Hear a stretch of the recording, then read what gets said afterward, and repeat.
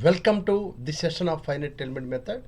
In this session, I will going to discuss about introduction to finite element methods, my dear students. Consider a bar element.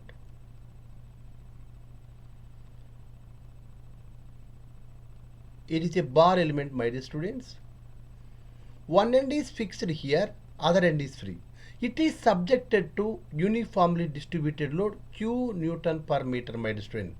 Length of the bar is equals to L. Okay. So, analytical description of this physical phenomena and a process is called as a mathematical model. So, here is this physical phenomena expressed in terms of some mathematics. So, that is called as a mathematical model, my dear students. That is AE into d square u by dx square plus q into x is equals to 0. Here in this equation, A is nothing but cross-sectional area of this bar. E is nothing but Young's modulus of the material of the bar. U is nothing but displacement of the bar. Q is nothing but uniformly distributed load. With the boundary conditions are, that is at x is equals to 0, at x is equals to 0, u is equals to displacement u is equal to u1, at x is equals to L, displacement u is equals to u2. So, for this physical phenomena, it can be expressed in terms of some mathematical terms. So, this is called as a mathematical model. Analytical description, all of you see, my dear students, analytical description of this physical phenomena and a process is called as a mathematical model. For this physical phenomena that can be expressed analytically, this is called as a mathematical model. It is a mathematical model, my dear students. Okay, all of you clear? Now, next one. The mathematical models of a processes are developed. This mathematical model, what is that mathematical model? AE into d square u by dx square plus q into x is equals to 0 with the boundary conditions are at x is equals to 0, u is equals to u1, at x is equals to L, u is equals to u2. So, mathematical models of a processes, for this mathematical models of a processes developed using assumptions concerning how this process works, that physical phenomena, how it works, using appropriate axioms or laws governing the process. So, this mathematical model is developed by using some assumptions concerned with how the process works and also some laws. And this mathematical model is, and they are often characterized by very complex differential or integral equations posed on geometrically complicated domains. So, that mathematical model is developed by using some assumptions concerning how the process works and also laws that can be expressed in terms of very complex differential or integral equations for that complicated domain. That is called as a mathematical model. So, that mathematical model can be expressed in terms of partial differential equations or integral equations. Okay. So, that is called as about the mathematical model, my dear students. Next one. Here is the complex problems are solved. Any complex problems are solved with the help of suitable mathematical models and numerical methods to solve many practical problems of engineering. So to solve any practical problems by using mathematical model and numerical methods, my dear students. So next one is here, many practical problems. Whatever the practical problems involve most practical problems involves complicated domain, that is both geometry and material, and loads and non-linearities, that is complicated domain in material and geometry. So and different types of loads are acting over that domain, and non-linearities. So suppose here is all of you see, my dear student, suppose it is a member, the boundaries are linear. Some situations these boundaries are not linear. In that situation, for that situation, we are not able to solve that problem by using analytical solutions, analytical methods.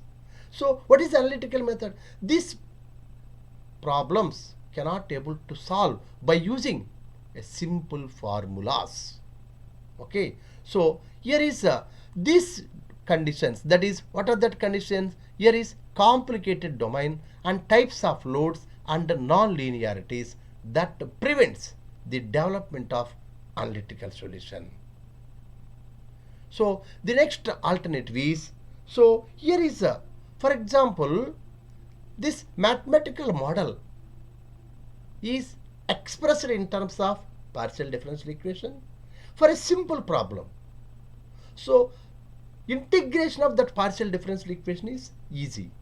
But for complex problems, we are developing partial differential equations, integration of that partial differential equation is difficult. All of you see, my dear students.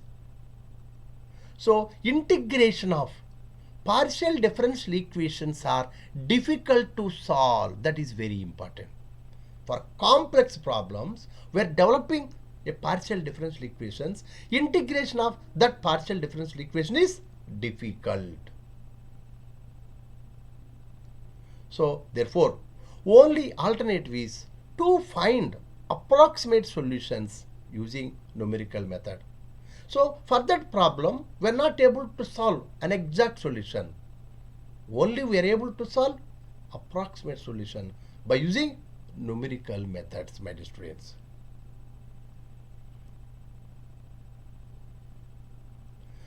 Here is the finite element method is a numerical method and is more general and powerful in its application to real world problem. So it is a general and powerful to solve a real world problems, my dear students.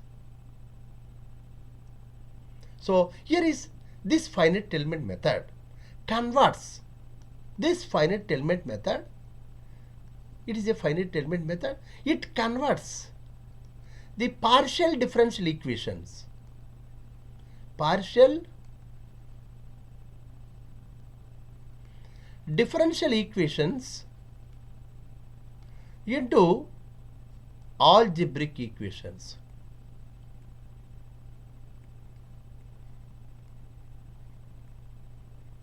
Algebraic equations, my dear students.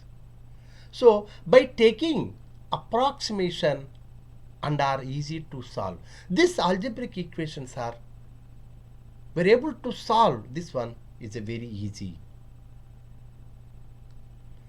So here is next one is, here is this finite element method converts the domain into number of finite elements and then converts this partial differential equation into algebraic equations. By solving all the algebraic equations, we are able to get the solution for the complicated domain. Or here is domain is nothing but it is a structure, my dear students.